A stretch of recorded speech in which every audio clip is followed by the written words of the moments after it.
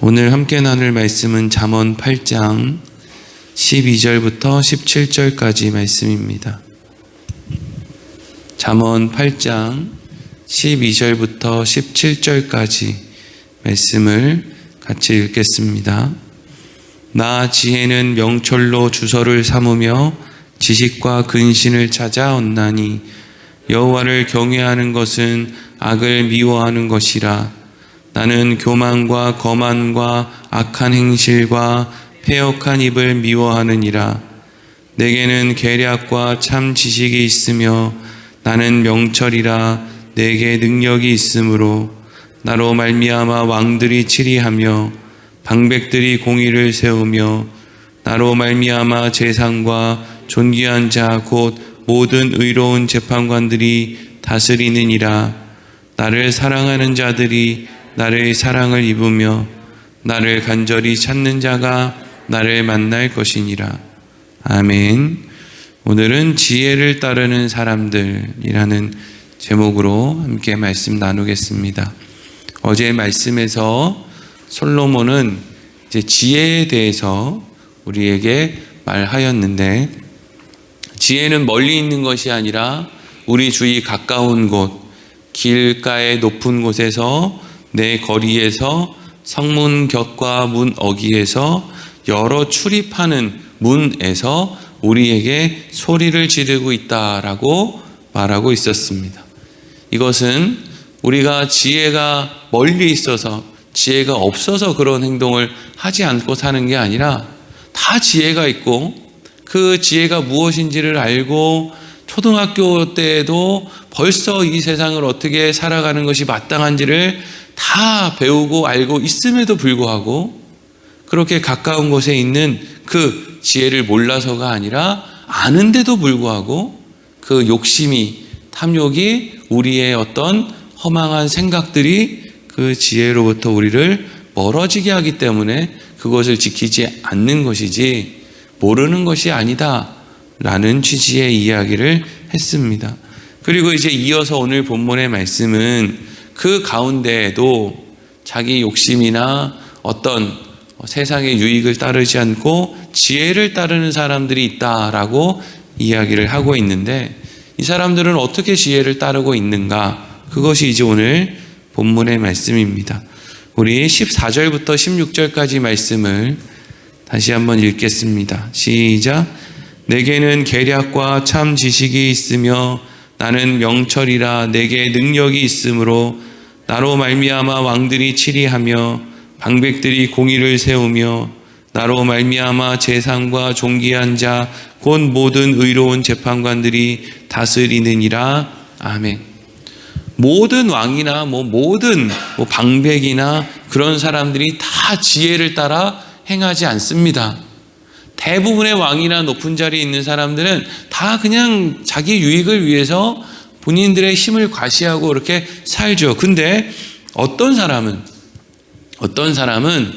지혜와 함께하는 그러한 왕, 또 지혜와 함께하는 방백, 지혜와 함께하는 재상, 존귀한 자 곧 의로운 재판관장이 된 사람들이 있다는 거예요.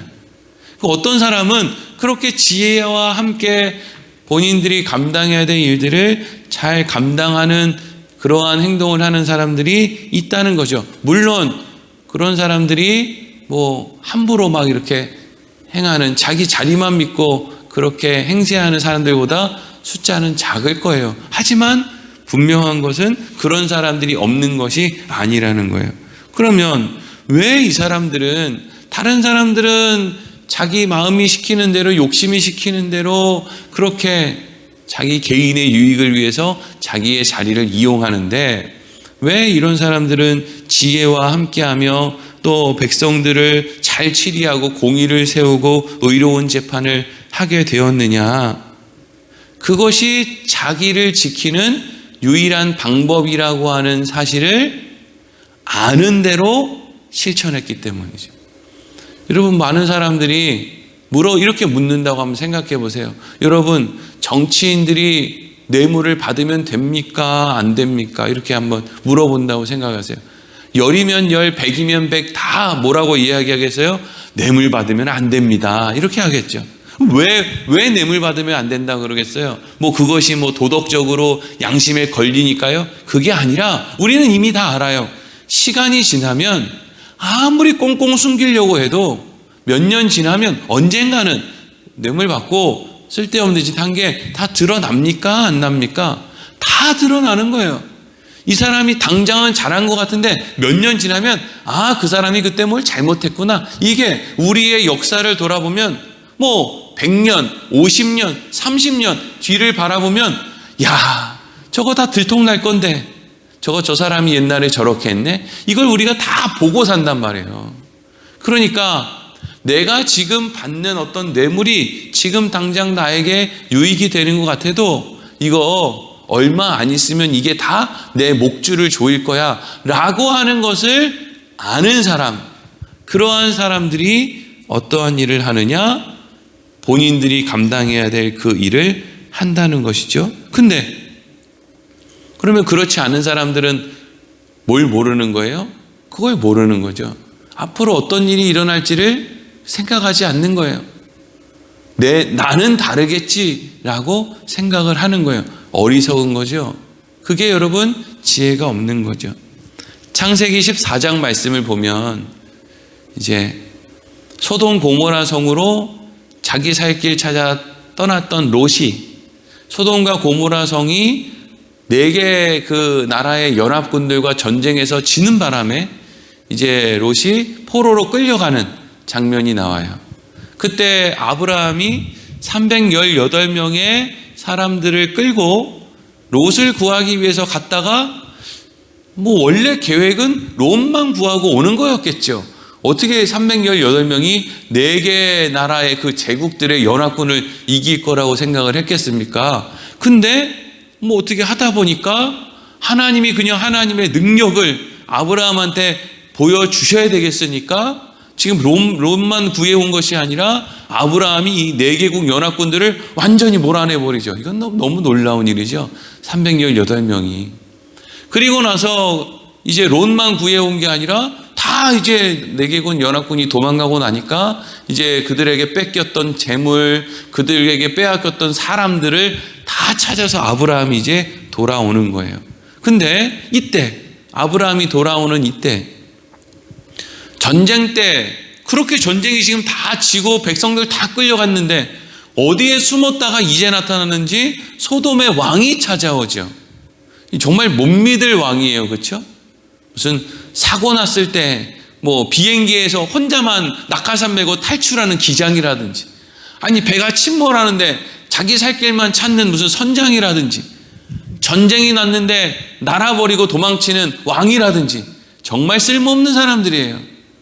그런데 소돔의 왕이 무슨 낯짝으로 찾아와서 아브라함한테 이렇게 이야기를 합니다.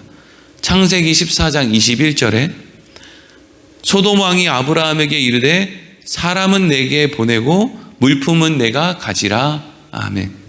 이게 어떻게 듣기에는 원래 내 백성이고 내 재산이었으니까 근데 네가 전쟁에 승리하고 돌아왔으니까 수고했으니까 물품은 네가 갖고 사람은 내 백성이니까 나한테 돌려보내. 이런 이제 의미를 담은 말이죠. 소돔 왕의 말이란 말이죠. 근데 이건 정말 염치 없는 말입니다. 사실은 소돔의 왕은 지금 자기 백성을 돌려달라고 할 자격이 없어요. 왜? 자기 백성이 아니죠. 자기 백성이면 전쟁 때 같이 싸우다가 같이 죽든지 아니면 같이 포로로 끌려가든지 해야지. 혼자만 어디 숨어 있다가 나타나가지고 이 사람들 내 백성이니까 내놔라. 이런 건 너무 웃긴 거거든요. 그리고 아브라함이 하나님을 섬기는 사람, 그런 어떤 하나님의 인도함을 받는 사람이 아니었으면 백성들 안 돌려보냅니다. 내가 왕이다 이러겠죠. 이거 다 내 거다 이럴 거예요. 그런데 어쨌든 소돔 왕이 그런 이야기를 지금 하는 거예요. 내 백성들은 나한테 돌려보내고 이 재산은 네가 가져라 이렇게 이야기를 했다고요. 근데 이제 여기에서 이제 우리가 주목해야 될 건 뭐냐면은요, 포로로 끌려갔던 사람들이에요. 포로로 끌려갔던 사람들은 자기 왕이 전쟁 때 자기들을 버리고 어디론가 숨어버렸다가 이제 나타나는 것을 모르지 않습니다. 그리고 자기들을 구해준 장본인이 소돔의 왕이 아니라 아브라함이라는 것을 누구보다도 또 잘 알고 있단 말이죠. 포로로 끌려갔던 사람들 중에 누가 그것을 제일 잘 알겠어요? 아브라함의 조카 롯이 제일 잘 알겠죠. 근데 이 소돔의 그 백성들은 분명히 아브라함이 자기들을 구해줬다는 걸 알고 있음에도 불구하고 소돔 왕이 자기들을 버렸다는 걸 아는데도 불구하고 결국에는 이 사람들의 선택은 다 어디를 향해 갑니까? 도로 소돔성으로 간단 말이죠. 하다못해 롯이라도 자기 삼촌 아브라함을 따라가야 될 거 아니에요. 그렇지 않습니까? 소돔성에 살다가 지금 죽다 살았잖아요. 평생 노예로 살다 죽을 뻔했잖아요. 거기에 왕이 믿을만하지 못하다는 거 이미 알게 되었잖아요. 그런데 아브라함에게로 돌아가지를 않는 거죠. 아브라함도 이 일 때문에 되게 속상해합니다. 그래서 이 말씀 뒤에 15장에 보면 하나님이 아브라함을 찾아와서 내가 네 방패다 걱정하지 마라 막 이런 이야기들을 이제 하시죠. 그렇게 결국 소돔의 왕을 따라간 사람들은 다 어떻게 됐죠? 얼마 시간이 지나지 않아서 소돔성에 불심판이 찾아옵니다. 다 죽어요. 하나님의 은혜로 그 롯과 그의 가족들이 구원을 받으려고 했으나, 구원의 길에 서려고 했으나 롯의 아내는 여전히 그놈의 소돔이 뭐가 좋다고, 그곳에 있는 왕이 뭐가 좋다고, 그냥 그 언제 망할지 모르는 그 세상을 뒤로 쳐다보다가 소금기둥이 되고, 또 롯의 두 딸은 어쨌든지 그렇게 구원을 받아 놓고도 자기들의 욕망을 따라 자기들의 방법으로 뭘 해보겠다고 아버지에게 술 먹이고 자기들의 대른 있는 그런 행동을 하게 되는 거죠. 결국에는 여러분, 우리가 오늘 잘 이해해야 될 것은, 결국에는 사람들이 지혜를 몰라서가 아니라 지혜를 아는데, 소돔왕 따라가면 죽는다는 걸 아는데 결국에는 그럼에도 불구하고 지혜를 따라 살지 못하고 다 자기 생각대로 자기 욕망대로 따라가는 그런 인생들 틈바구니에서 어떤 사람들이 지혜의 자리를 지키며 살 수 있느냐? 그건 대단한 어떤 무슨 결단력을 가진 사람이 아니고요, 하나님에게 붙들린 사람입니다. 하나님의 은혜를 입은 사람. 그런 사람들이 아니면 자기 힘으로는 그거 못 이겨냅니다. 마약 중독자는요, 절대 그걸 자기 힘으로 이길 수 없습니다. 자기 절제력으로 그걸 이길 수가 없고요, 반드시 도움이 필요합니다. 사람을 꽁꽁 묶어 놓든지, 도움이 되는 약물을 투여하면서 달래가면서 이 사람의 병을 고치든지, 어쨌든 다른 누군가의 도움이 필요해야 한 것이지 자기의 결단력으로는 그것을 할 수 없다고요. 우리 모두 다 마찬가지예요. 다 그런 지혜를 알매도 불구하고 지혜의 길을 따르지 않는 사람들, 그곳을 따라가려는 사람들이 전부라고요. 전쟁에 이긴 다음에 아브라함을 향해서 재물은 다 네가 갖고 사람만 돌려보내라 라고 했을 때 아브라함이 이런 이야기를 해요. 창세기 14장 22절부터 23절입니다. 아브라함이 소돔 왕에게 이르되 천지의 주제이시오 지극히 높으신 하나님 여호와께 내가 손을 들어 맹세하노니 내 말이 내가 아브라함으로 치부하게 하였다 할까 하여 내게 속한 것은 실 한 오락이나 들매끈 한 가닥도 내가 가지지 아니하리라. 아멘.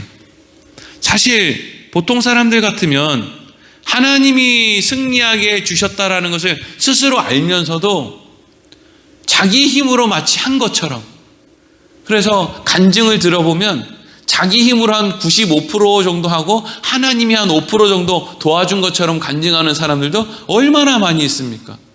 그런데 아브라함은 지금 어떻게 했다는 거예요? 318명의 사람으로는 4개국 연합군을 이길 수 없어 하나님이 도와주셔야 되는 것이 내 힘으로 한 게 아니야 라고 하는 생각이 아브라함에게는 가득했다라는 거죠. 이게 여러분 하나님의 은혜입니다. 아브라함의 분별력이나 아브라함의 무슨 결단력을 이야기하는 게 아니라, 아브라함이 이런 전쟁에 승리한 다음에도 이러한 지혜로운 생각을 할 수 있었다는 것은 놀라운 하나님의 은혜죠. 그래서 아브라함이 교만에 빠지지 않고 이 자리에서 소돔 왕에게 뭐라고 합니까? 나는 이 전쟁이 나 때문에 이겼다라는 소리를 들을 수가 없어. 그래서 나는 실 한 오라기도 갖지 않을 거야 라고 하는 말과 선택을 하는 것이죠. 결국에는 소돔의 왕, 롯, 아브라함과 같은 사람들, 어떤 사람은 백성들을 위한 왕이 되고 어떤 사람들은 자기 자신만을 위한 왕이 되는데 그 모든 중심에 있는 가장 중요한 차이는 뭡니까? 하나님이 함께 하시느냐 그렇지 않느냐의 차이라는 것을 알 수 있게 돼요. 그래서 이제 오늘 말씀 12절 13절을 읽으면 이렇게 됩니다. 같이 읽겠습니다. 시작. 나 지혜는 명철로 주소를 삼으며 지식과 근신을 찾아 얻나니 여호와를 경외하는 것은 악을 미워하는 것이라. 나는 교만과 거만과 악한 행실과 패역한 입을 미워하느니라. 아멘. 지혜는 명철을 주소로 삼는다는 것은 명철이랑 같이 산다는 거예요. 지혜는 아는 것뿐만 아니라 행동하는 것도 포함된다. 지혜는 지식과 근신을 늘 찾는다. 그런데 이것을 정리하면 무엇이 되느냐? 13절에 보니까 여호와를 경외하는 것은 이라고 되죠. 지혜에 대한 이야기를 하다가 느닷없이 여호와를 경외하는 것은 악을 미워하는 것이다 라는 말로 넘어가요. 그러니까 지혜는 결국엔 누구랑 연결이 되어 있어요? 하나님과 연결이 되어 있는 거예요. 하나님이 함께하지 않는 인생은요, 지혜로운 길로 갈 수가 없는 거예요. 아브라함의 힘으로 나는 시로라기 하나도 갖지 않겠습니다 라고 말할 수 없는 거예요. 자기들의 힘으로, 자기들의 인생의 경험으로 공의로운 재판관이 될 수가 없는 거예요. 하나님이 은혜를 베풀어 주시고 하나님이 함께할 때 그 안에 지혜를 실천할 수 있는 그러한 힘이 그 안에서 생겨나는 것이죠. 그래서 우리 유명한 말씀 17절이 이렇게 이어지는 거예요. 읽어보겠습니다. 시작. 나를 사랑하는 자들이 나의 사랑을 입으며 나를 간절히 찾는 자가 나를 만날 것이니라. 아멘. 이게 이제 뭐 어디 액자 같은 데도 이 말씀 있는 거 이제 가끔씩 보는데 1차적으로 17절의 말씀은 지혜를 의미하는 거예요. 나를 사랑하는 자들이 나의 사랑을 입으며, 이건 지혜를 이야기해. 지금 계속 지혜가 주어가 되어서 계속 나 지혜는 이런 식으로 이제 말씀이 이어지고 있으니까 17절에서 나를 사랑하는 자들은 지혜를 사랑하는 자를 말하는 걸 이야기하는 거고, 나를 간절히 찾는 자가 라는 것은 지혜를 간절히 찾는 자가 라는 의미입니다. 그런데 이게 단순히 지혜로만 해석되는 게 아니라 이것이 어떤 의미로 해석되어야 더 정확하냐? 하나님이죠. 하나님의 은혜, 하나님의 지혜, 하나님을 경외하는 것, 이것을 이야기하는 거예요. 하나님을 사랑하는 자들이 하나님의 사랑을 입는다. 하나님을 간절히 찾는 자가 하나님을 만난다 라고 하는 거. 그럼 우리가 어떻게 하는 것이 하나님을 사랑하는 거고 어떻게 하는 것이 하나님을 간절히 찾는 거예요? 13절에 나온 말씀과 같이 여호와를 경외하는 것. 여러분, 여호와를 경외하는 것, 이게 하나님을 사랑하는 것이고, 하나님을 사랑하면 또 하나님의 사랑을 우리가 입고, 우리가 또 하나님을 사랑해서 하나님을 찾으면 하나님이 우리를 만나주신다라는 거죠. 그러니까 이 모든 것을 정리해서 위로 올라가면 제일 먼저는 뭐가 있는 거예요? 하나님의 놀라운, 우리를 향한 하나님의 놀라운 은혜가 있는 거예요. 모든 지혜의 근본은 여호와를 경외하는 것인데, 왜 여호와를 경외하게 됩니까? 우리가 죄인 되었을 때 하나님이 우리를 불러주셨기 때문인 거죠. 지혜롭게 살고 싶어요. 우리는 다 지혜롭게 살고 싶습니다. 누가 얼마 지나지 않으면 들통나는 그런 인생을 살고 싶겠습니까? 그런데 다 지혜롭고 살고 싶은데 우리는 너무 연약하고요, 어리석어요. 어떤 순간이 되면 귀가 막히고 눈이 막혀요. 그래서 꼭 그 순간에 잘못된 선택을 하는 경우가 대부분이에요. 그래서 우리는 그러면 어떻게 해야 그 잘못된 선택을 하는 그 자리에서 잘못된 선택을 하지 않을 수 있느냐, 혹은 잘못된 선택을 하더라도 결국엔 그것을 돌이켜 선한 열매를 맺을 수가 있느냐, 그것이 바로 하나님을 경외하고 하나님의 은혜를 생각하고 하나님으로부터 멀어져 있지 않고 하나님과의 관계를 늘 맺고 사는 게 중요하다는 거예요. 지난 주일 일부 예배 때 이렇게 교회, 어떤 분들은 뭐 매주 교회 나오시는데 어떤 분들은 뜨문뜨문 이렇게 나오시는 분들도 있잖아요. 그분들한테 강조하고 또 강조한 게 뭐냐 하면 1년에 한 번만 나와도 나오는 게 좋다. 1년에 한 달에 한 번만 나와도 나오는 게 안 나오는 것보단 훨씬 훌륭하다. 하나님과의 그 어떤 연결고리 끈을 유지하며 사는 건 정말 중요한 일입니다, 여러분. 일주일에 한 번 나와도 안 하는 것보다 새벽 기도 한 번 나오는 게 낫고, 우리 인생 가운데 나 오늘 밥 먹기 전에 기도했나? 밥 먹기 전에 기도 안 해도 어느 날 갑자기 생각났을 때 이제까지 나 밥 먹기 전에 기도 안 했는데 지금 하면 너무 민망한 거 아닌가? 그런 생각을 하는 게 아니라 이제까지는 안 했어도 지금 하는 게 이제까지도 안 하고 지금도 안 하는 것보다 훨씬 낫다 라고 하는 마음으로 어쨌든지 간에 하나님과의 그 끈을 계속 연결하며 사는 것, 그것이 여러분 지혜로운 인생을 사는 가장 중요한 방법이라는 거예요. 우리 인생이 늘 하나님과 동행하며 하나님을 사모하며 방법은 하나님에게 밖에 없다라는 것을 기억하며, 그래서 악을 미워하고 우리의 본분을 다 할 줄 아는 그런 인생이 되기를 소망합니다. 기도하겠습니다.